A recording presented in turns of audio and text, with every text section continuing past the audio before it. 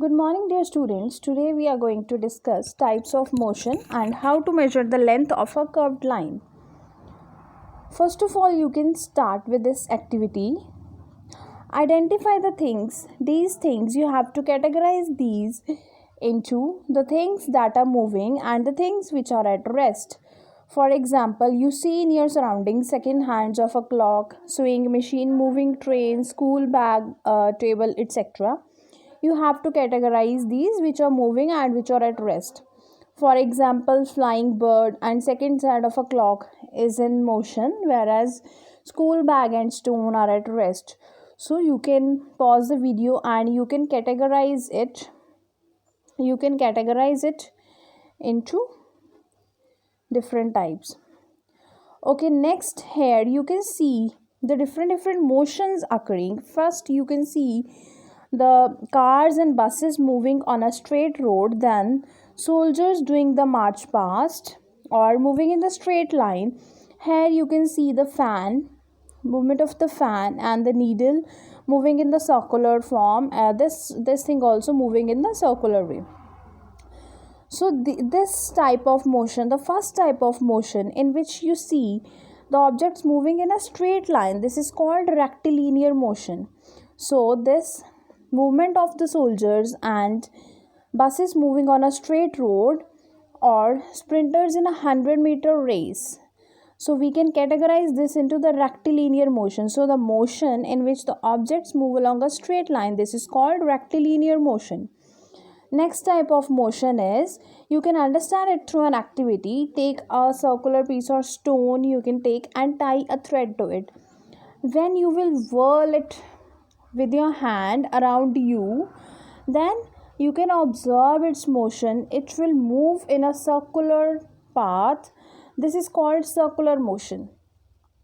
So the very common motion, circular motion in your surroundings is motion of a fan or motion of a seconds hand of a clock.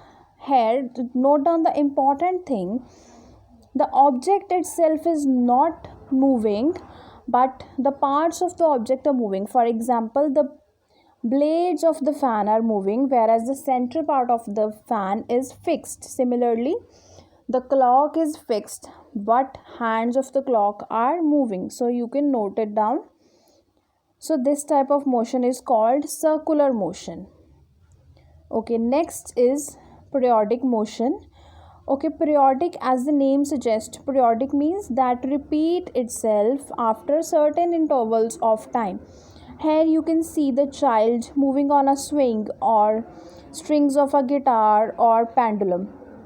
Pendulum is this thing. In the earlier times, these type of watches were used. So here down you can see this pendulum that moves like this. So the motion that is repeated again and again after some interval of time, that is called periodic motion. For example, the same activity that we have discussed, the stone, that when you will move it around from one side to another, then it will show periodic motion.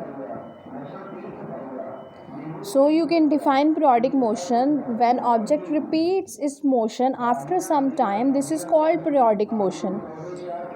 Okay, next type of motion is oscillatory motion. Oscillatory motion is when one object moves from one end to another. For example, the bob of the pendulum, if it is moving from its A part to C, then again it is going from C to A. This type of motion is called oscillatory motion. Next, you should take a few precautions while measuring the length. For example, here you can see the scale. First thing is, the object should be touched with the scale that we are using to measure. Second thing, if one end of the scale is broken, for example from the 0 it is broken, then we should take the first reading from the 1 instead of 0. Then we will subtract both the readings. For example, the initial reading we have taken from 1 and the final reading is 14.3. So what will be the length of the object? We will subtract both the readings, final reading minus initial. So length of the object will be 14.3 minus 1. So it will be 13.3. Next thing is position of eye is very important. So here you can see out of these three positions, B position is the correct one.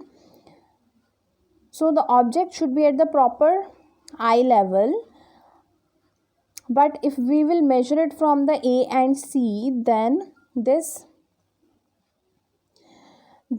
is not going to give correct position. Next is how to measure the length of the curved line. Okay, it cannot be done with the scale, but it can be done with the help of a thread. For example, we have to measure the length from A to B, this curved line. So this is like this. What we can do is take a thread and put one thread from here and take it till this end, and then straighten the thread and measure its length with the help of a scale. So in this way we can measure the length of a curved line. Thank you. Have a nice day.